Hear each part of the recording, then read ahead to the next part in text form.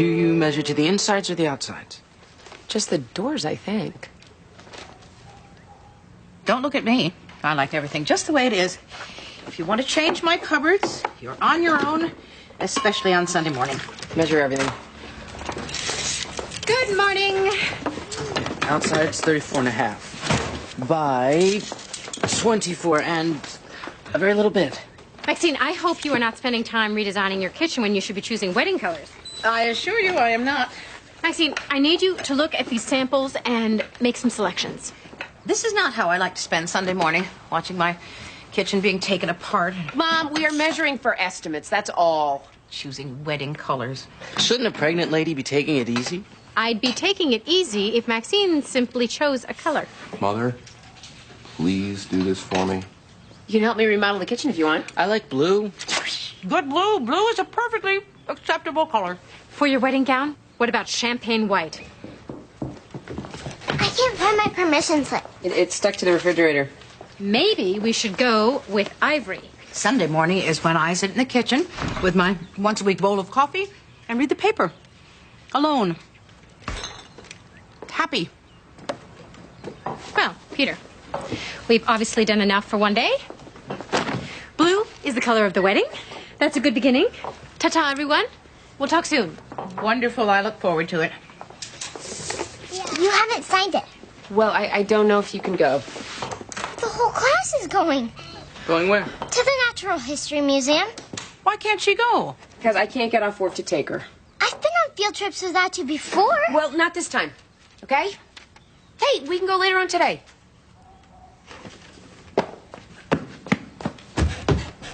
This is because of that guy, right? You think I'm being overly protective? I will not minimize your concern about a stalker. And that guy gives me the creeps. I could take her on one condition. I can get extra credit for going as a peer mentor. Thanks. What's the condition? That you get the hell out of my kitchen for the next hour. What about the cupboard? Excellent.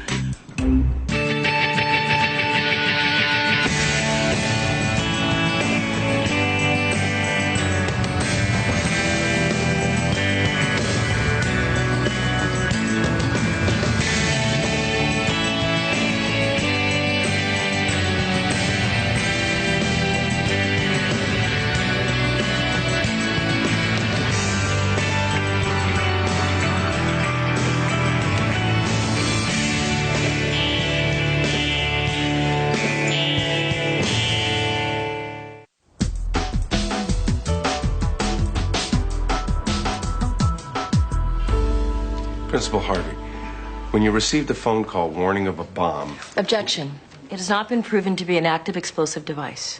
Overruled. A bomb threat is just a threat until the bomb is found. what was your response? Well, we have a procedure for locking down the campus and evacuating. Like a fire drill? Except when word got out that there was a bomb, and there was a free-for-all. There were injuries to both students and staff. Was a bomb found? Yes, in a gym locker. Objection. It has not been established that it was a bomb. Timing is everything, Miss Westland. Sustained. How was the object in question found? Bomb-sniffing dog. So the dog thought it was a bomb. Objection. Principal Harvey is not a pet psychic. Jeez, can't anybody take a joke? Show some respect. That's good advice. You've been charged with a felony count of being party to a bomb threat and attempted murder with an explosive device. I'm amazed and slightly horrified that you would find anything about this remotely humorous. Your Honor, my client is simply anxious to tell his side. He'll have his chance. Anything else, Mr. Petrie? The state rests, Your Honor. Then we'll hear from the defense At 2 o'clock this afternoon. 2 o'clock this afternoon.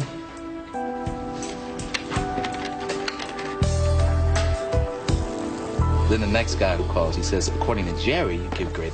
Yeah. Am I interrupting a risque limerick? No, Robert was just... I was just telling him about obscene phone calls.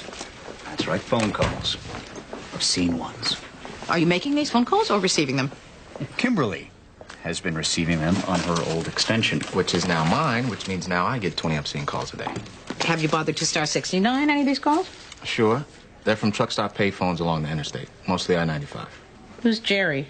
Well, from the sound of it, some kid who's been scribbling Kimberly's name on men's room walls with a list of her talents. Why is this boy so angry at Kimberly? And Is he a client? And if so, what's he doing on I-95 hanging around truck stops? Or maybe he's just an ex-boyfriend.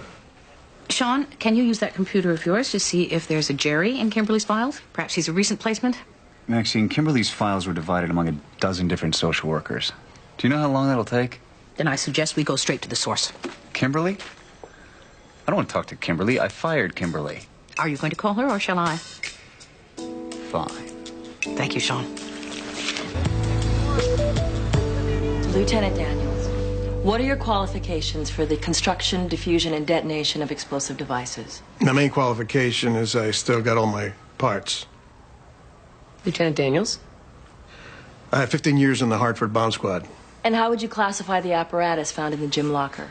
I call it a reverse Trojan. Could you explain to the court what that is? The Trojan horse looked harmless on the outside, but it was full of danger on the inside. What the boy did was the reverse. The outside looked like a bomb, but inside it was no more dangerous than a bowl of oatmeal. Excuse me. Who are you, sir? Name's Anthony Cangiano. Do either of you claim this gentleman? Well, I'm just here to observe. This is juvenile court. There is no observing. Well, what about his right to a public trial? Juvenile court is different. This is a closed proceeding. Secret trials. That sounds un-American, huh? You're gonna have to go, Mr. Cangiano. I'll be damned.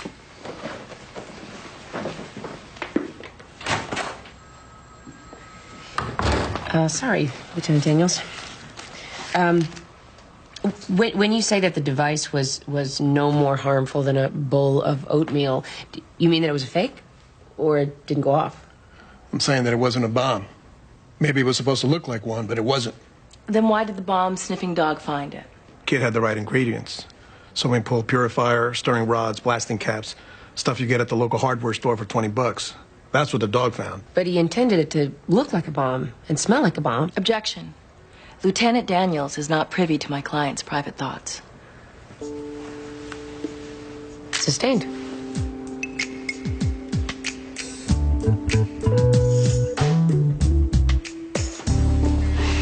My life coach, Wayne, encouraged me to come in and speak with you in person, despite the ruse de guerre you put me through. The what? Ruse de guerre. No, the other thing. Oh, my life coach. Kimberly, does the name Jerry mean anything at all to you? Wayne has taught me so much about giving myself permission to live up to my potential. He made me see that you took advantage of my open and generous nature and manipulated me into resigning my position at DCF when I really didn't want to. Wayne says that as an intelligent, compassionate being with an aptitude for social service, I must make my skills available to others. For example, a boy named Jerry. Maxine, I know your hostility is merely a projection of your own inner conflict. Wayne warned me of the emotional minefield you would make me step through if I decided to come back. Come back? What do you mean, come back? She's blackmailing us. It's called reframing the experience. I'm just taking this opportunity to set my career, which you derailed, back on track. You're willing to risk the welfare of a child in order to renegotiate your deal? You know who Jerry is, correct? I do. And if Jerry's in trouble, it's a load of trouble. Some kids are like that.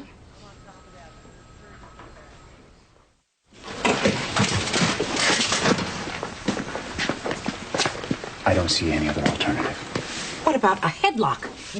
I can't believe you are going to consider rehiring this woman. Kimberly, out of common decency, you have to give us the name. This is a letter stating that you're hiring me back. Well, why don't you just get him to sign it in blood? You're not going to sign that, Maxine, are you? You were the person who got me worried about this boy in the first place, and damn it, I'm going to do what I have to help him. But you didn't even read it. For all you know, you just put her in charge of the department. The name, Kimberly. It's Jerry with a G, not a J, and he's a she. Jerry Sabina, 18 years old, and she's aged out of the system. She's not our problem anymore. See you tomorrow. She hoodwinked us. Us? Us? Me then. She is awful, Sean. What did you expect? I thought there was a child in danger, and she was Aged out of the system or not, this girl Jerry is still in trouble, and we must retrieve something good out of this. And find her, Sean. Find her.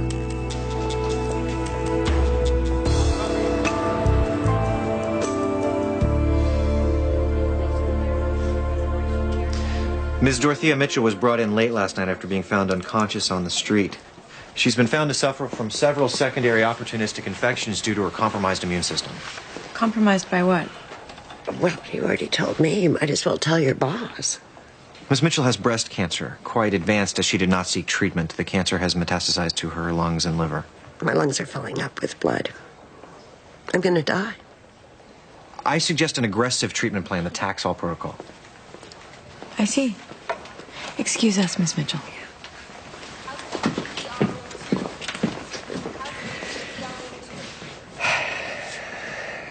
This is a publicly funded facility. Yeah. We can't afford to be wasteful. Wasteful? Taxol has shown amazing results. The Taxol protocol involves 3 treatments at $2,000 a pop, not including the lab work. Her life is worth The more. protocol will not save her life. It probably won't even prolong it. It's our job to try and buck the odds. It's my job to keep the hospital afloat. Don't give me that. The fact is we have limited resources. What we give to one patient, we literally take from another. That Taxol should be saved for someone who might actually survive the treatment. So what exactly do you suggest we do for this woman? Knock her on the head with the hammer and drag her down to the morgue, or can't we afford a hammer? We make her comfortable. We allow her dignity.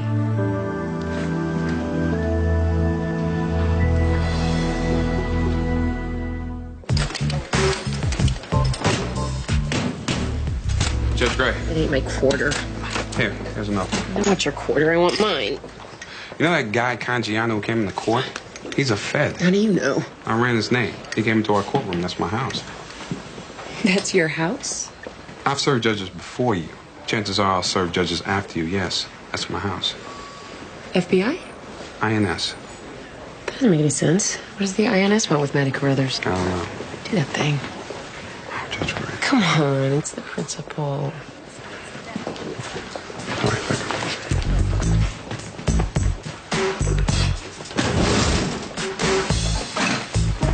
Thank you. Maddie, why did you build a bomb? It wasn't a bomb. We've heard testimony in this court that it had many of the ingredients of a bomb. It only looked like one. I just wanted to scare them. Scare whom and why? Well, I had a geometry test I wasn't ready for. My teacher said that if I failed that I'd have to repeat the 9th grade. My dad would have lost it if that happened. Mr. Cangiano, has something changed that suddenly gives INS agents special powers in juvenile court? Yes, Your Honor. I got the appellate court to reverse your refusal to allow me to observe this proceeding. Miss Westland, Mr. Petrie, are you aware of any immigration issues associated with this case? No, Your Honor. Not in the least, Judge Gray. Counsel in my chambers. Mr. Cangiano, Mr. Carruthers. What is the INS's interest in this case, Mr. Cangiano? With all due respect, Your Honor, it's better if I don't tell you. Why? Because it could affect your decision in the outcome of this trial. Well, thanks for your concern. You're welcome. And now I'd like to know the INS's interest in this case. If Matty Carruthers is convicted of a felony, I'm here to take him into custody. The hell you are. Why? Is this because his mother was Afghani? Unfortunately, so is your son, sir. I'm an American. Maddie's American. Mr. Carruthers, where was Matty born? Afghanistan. His mother and I met while I was stationed in the Mideast. And how did he come to the United States? Nula brought him on our passport and died while she was here. But no formal declaration of citizenship was filed? Maddie is my son. I'm an American citizen who served his country overseas. Doesn't that automatically make him an American citizen? The Supreme Court ruled that maternal citizenship passes automatically, but paternal citizenship must be declared. In the eyes of the law, his son is a citizen of Afghanistan here illegally. And if I convict him of a felony, then you take him into custody? For how long? Indefinitely, Mr. Carruthers. Non-citizens do not share our constitutional right to a speedy process. You gotta be kidding me.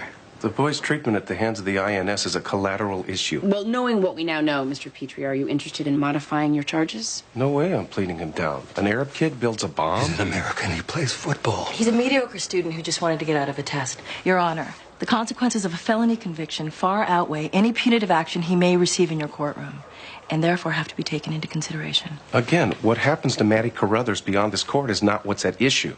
The state is not going to back down on these charges, Your Honor. Okay. Well, I'll see everyone back in court Wednesday at 4.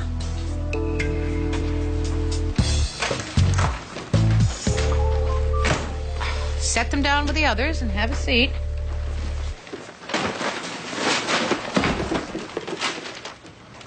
Are you coming down with something? I should be so lucky. If I was sick, maybe she'd leave me alone. About the wedding? Yes, and her insatiable need for affection. Oh. And you do know what I mean by affection, right? Yes. I don't mean a quick hug. I understand. During pregnancy, hormones play funny games. Let me get you some soup. Are you learning trucker slang? Excuse me? I used to be into CBing. When was that? In the 80s. Do you understand what that means? Great 69. Great trucking company. 69 is the truck ID number. It's how the companies keep track of their rigs. The rest of this is pretty obscene. Can they locate a truck with that? With GPS technology, they could pinpoint it within a 10-meter margin of error. Thank you, Peter. What do I do about Jillian? Your duty.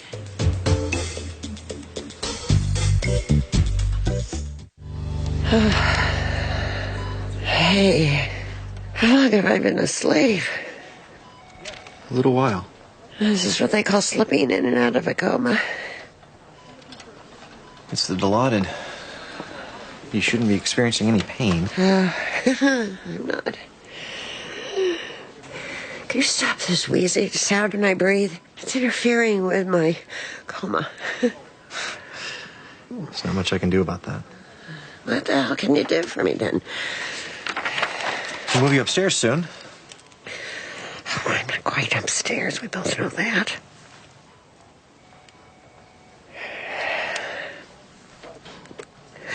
Oh, I know what I want. What? A snort of cognac. Really good stuff. I've never had it.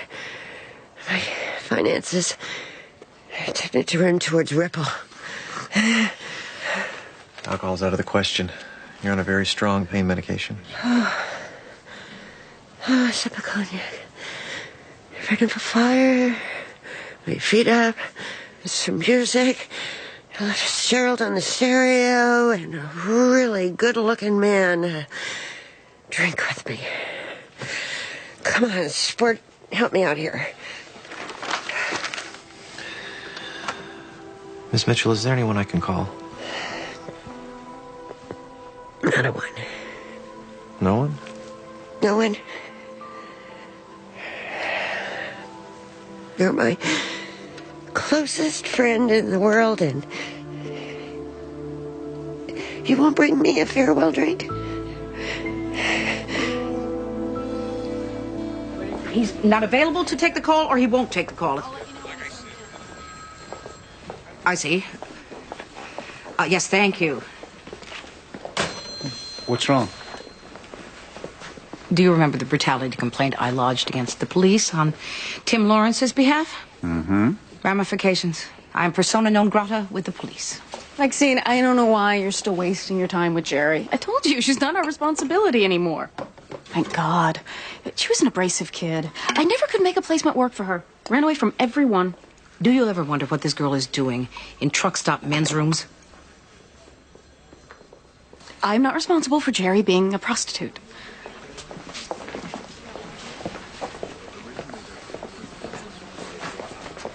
Sean, when Jerry is found in a body bag, I, for one, am glad that I am not going to be on the other end of the feeding frenzy when the press comes to find out who failed this girl. Yeah.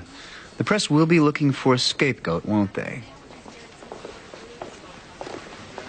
I could help you with the police. My life coach says not to fear exploiting all personal and professional liaison. You have a liaison with the police? What do you need? I need the state police to ask the trucking company for the exact location of a particular truck. Then I need that truck stopped and searched. No problem. You wouldn't be taking advantage of a sexual relationship here, would you? Because that's not exactly the image of DCF I want portrayed to the world. Hey, it's me. Yeah, I'm back in the saddle. Remember that little favor I did for you last month? Allowing you to speak to one of my cases without a guardian present? I'm calling in my mark. Oh, blackmail is much better for our image than an exchange of sexual favors. Yeah.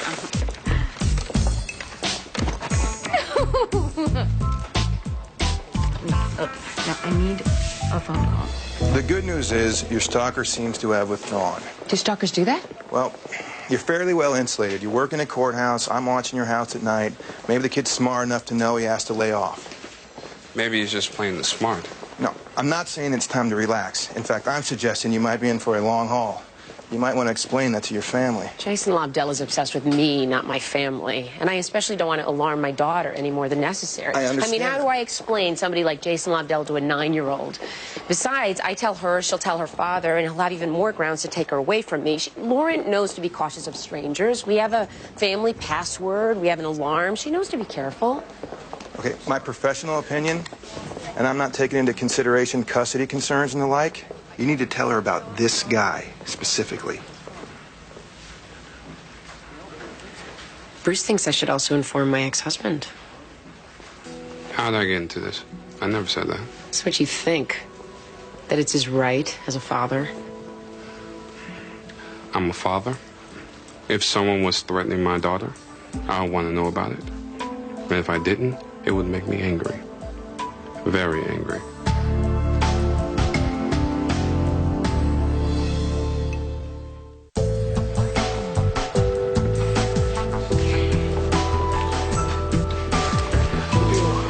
Maxine, what are you doing here? I received a page. Well, so did I. I paged both names on the case file.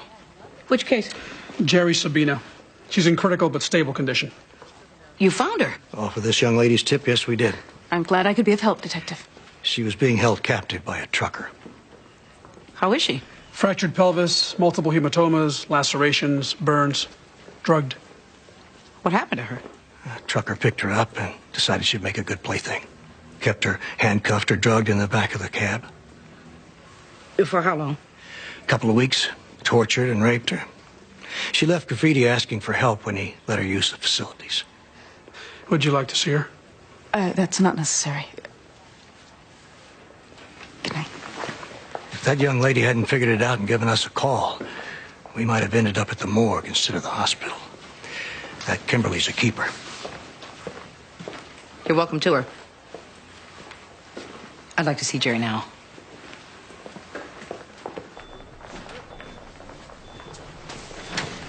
Is she coherent? On and off.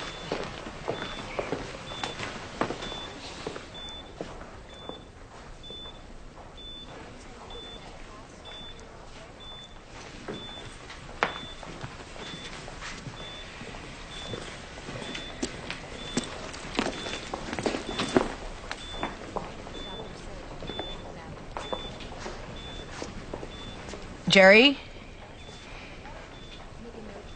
I'm Maxine Gray. I'm with the Department of Children and Families.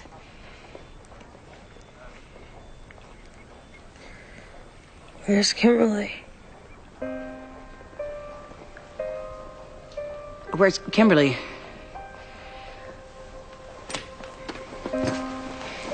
Kimberly wanted very much to be here with you. But something came up at DCF, and she had to stay. So she asked me to come and look after you.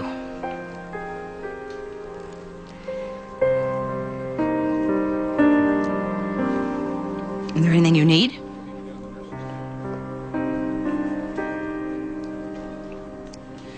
Perhaps, ice chips. You look a little parched.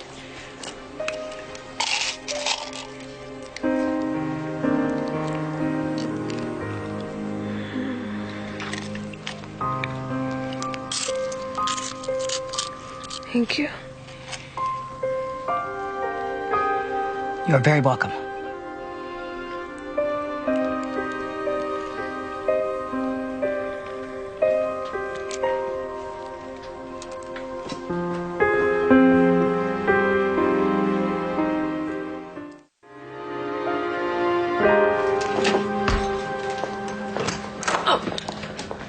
Oh, sorry. Were you out all night? Yes. What are you doing? I'm making Lauren's lunch for her field trip. Oh, my God. Is that today? Oh, no.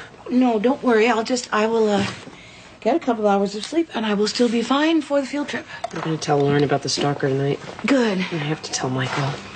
I think you do, yes. Oh, goody, Maxine, you're still here. I found this gorgeous satin fabric in sky blue. It goes perfectly with the ivory.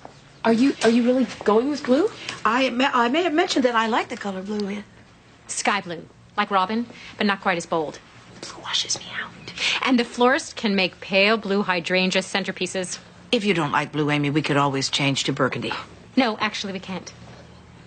Well, everybody looks good in burgundy. No, actually, they don't. Jillian, I don't see why we can't Maxine, change to I've spent the last 24 hours combing this city for every sky blue china pattern, floral display, fabric swatch, and cake topper that I could find. I've arranged for the reception at the Athenaeum to have a special sky blue lighting design. The printer mixed sky blue ink for the invitations. I even got the driver of the carriage that I hired to transport you and Jared to the church to allow me to dress his horses in handmade sky blue velvet saddle covers. Do you know how much it costs to make sky blue velvet saddle covers?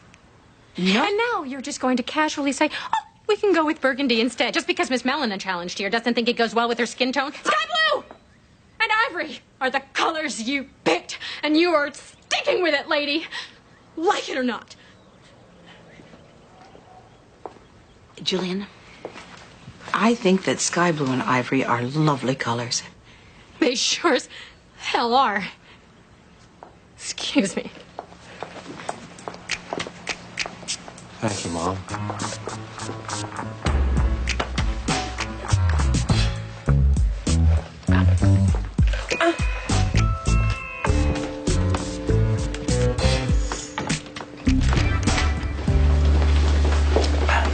Good morning, Judge Gray. Mr. Cangiano, since you are so conversant with the law, you must be aware that I cannot discuss a case without lawyers present. Well, I don't want to discuss the case. Cup of coffee, double cream, double sugar. How do you know how I take my coffee? Wow. I'm an agent of the federal government. We keep tabs. What do you want, Mr. Cangiano? I want you to understand that I'm simply an agent of the INS. Okay. I do as I'm told.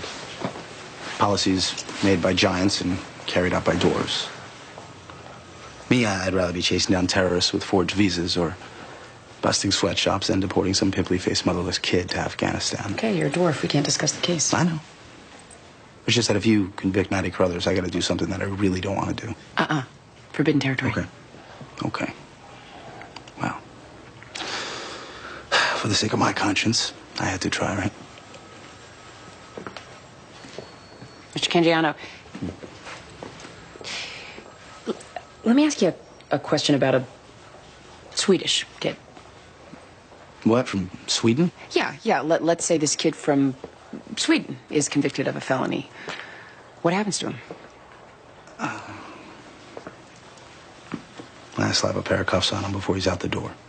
You hold him indefinitely or just until his citizenship issues are resolved? I wish that was the scenario. What happens is I escort him to the airport, and he's put on the first plane to Sweden.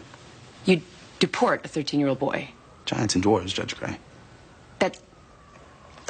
Well, what happens to him in Sweden? It's up to them. Best guess. Well, all right, Sweden doesn't have the social structure that we have, so most likely the kid's put in the army. The army? The average military recruit in Switzerland is... Sweden. Between 12 and 15 years. And the Swedes have been at war, on and off, for 50 years. Which is a pretty damn stiff sentence for a kid who just wanted to miss a geometry quiz. Well, thank you, Mr. Cangiano. I've enjoyed this conversation. And next time, double sugar, no cream.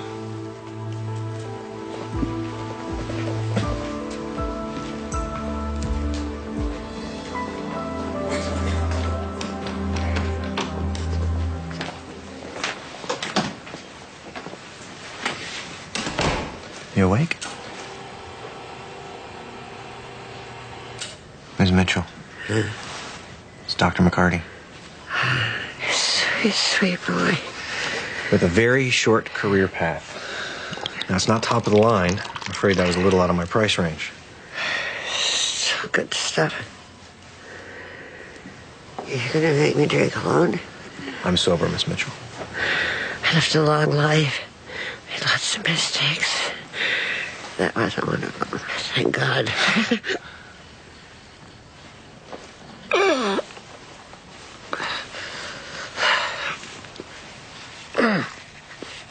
Yeah, every time I do that, blood comes out one end and pee comes out the other.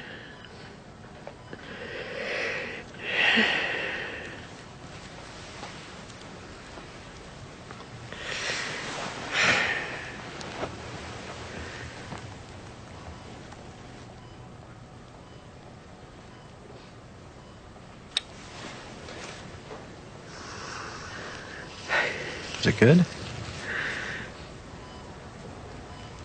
Yeah, it's good.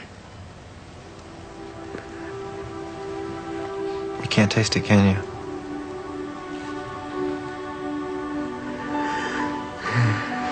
It's called anosmia.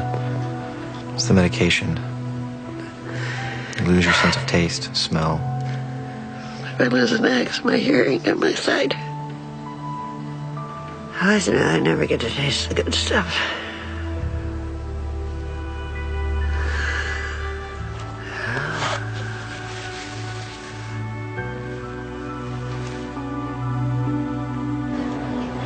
All right, let's get to the carnivorous dinosaur reenactment. Bloodthirsty little heathens. Come on, let's hurry! Yeah, I like it here. It's peaceful. Excuse me?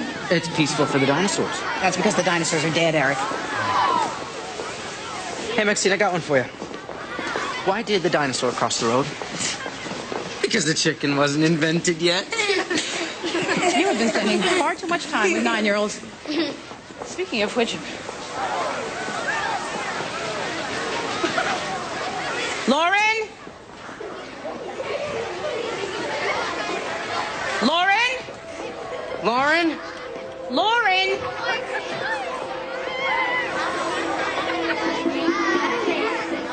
Lauren? Lauren? Lauren, where are you? Lauren!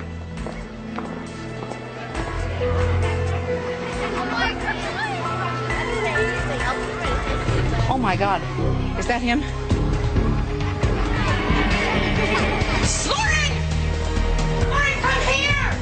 Get away from me, Lauren!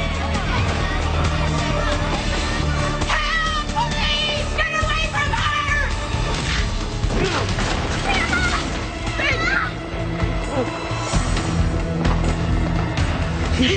I didn't mean to scare you.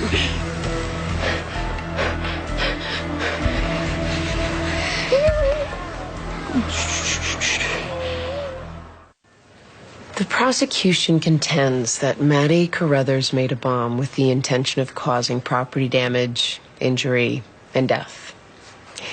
The defense suggests he made something that looked like a bomb simply to get out of a geometry test. He called it a bomb threat. Everybody agrees on that. Would a real bomber have done that? Probably not. He would have let the bomb speak for itself. Therefore, I am finding on the lesser included offense of misdemeanor public endangerment and find him guilty of threatening with a false explosive device.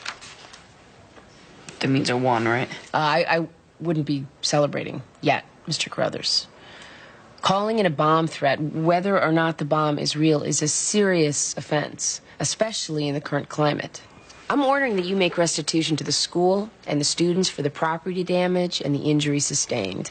And I'm sentencing you to 600 hours community service under the supervision of DCF for the period of 364 days. So did I win or lose? What about the INS? Well, Mr. Carruthers, any misdemeanor with a sentence less than a full year, and the INS cannot deport your son. So he gets a walk. No. Matty Carruthers deserves punishment. What he did was deplorable. But that punishment shouldn't include exile and possible death, which is what deportation to Afghanistan amounts to. So Your Honor is admitting that collateral consequences influence the ruling? Yes. My Honor is admitting to that. Mr. Carruthers, I suggest that while Mr. Petrie works up his appeal, you try to solidify your son's citizenship. Judge Graceford. Next case. Okay.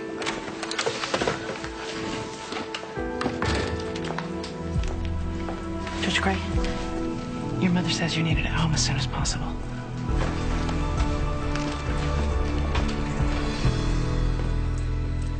Where is she? She okay? She's fine. She had a bath. She's more upset about Eric than anything else. You stood up to him. I didn't do any good. Lauren is here, isn't she? We're lucky Eric was there. You're my hero, Eric Black. Some hero I lost the fight. Which gives the police just what they need to arrest this Lobdell person. I'm very proud of you.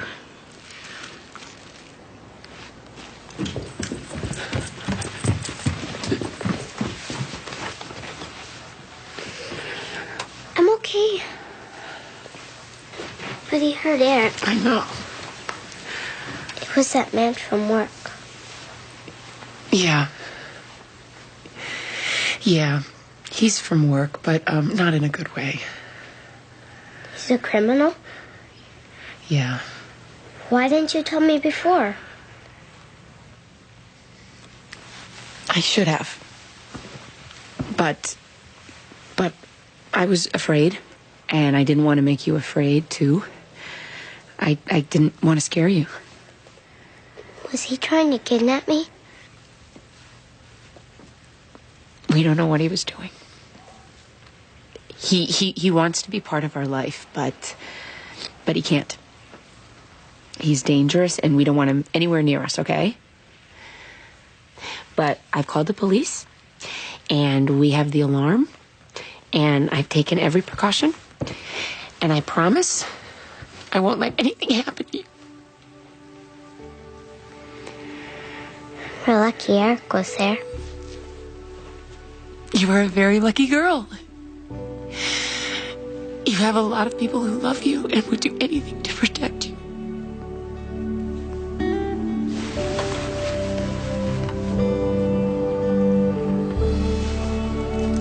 You have the right to remain silent. Should you choose not to, anything you say can and will be used against you in a court of law. Amy?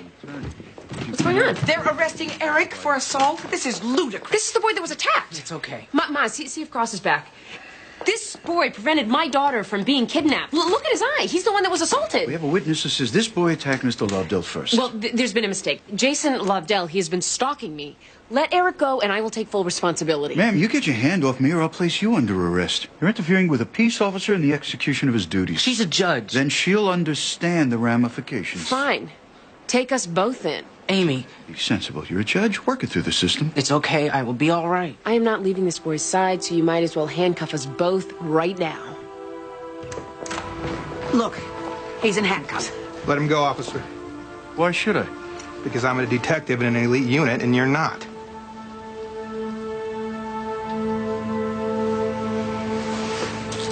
If he doesn't present himself by 9 a.m., I'll be back.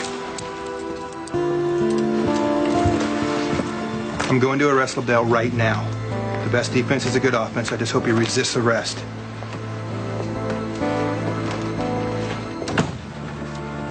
Stay with us tonight. I'll call Sean and let him know.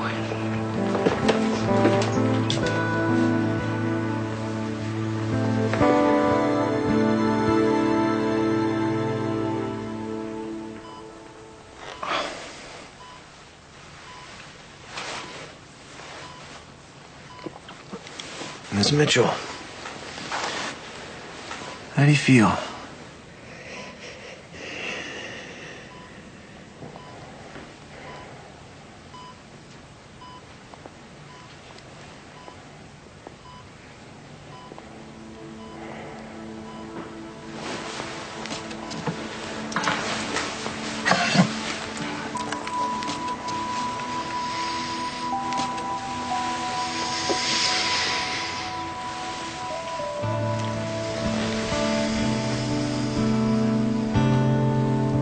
Here's to you.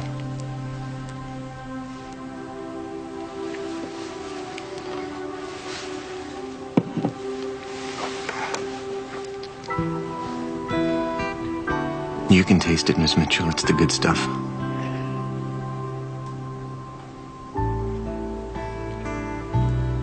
You taste that on your tongue? Sure you do. It tastes just like you thought it would. There's a fire in it, like you said. A fire in the hearth of a home with a fence and a man who lives just to be with you. Tastes like the laughter of people who love you.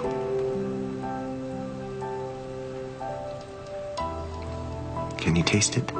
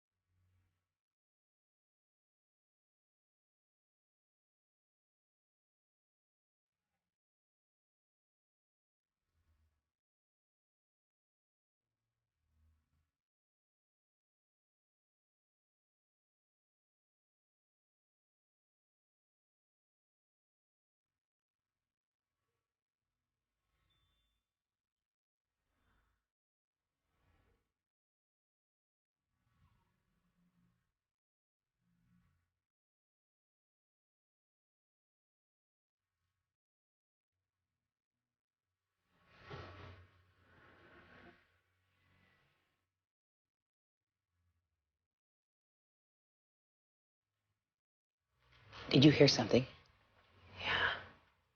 I don't know. Did you? Oh!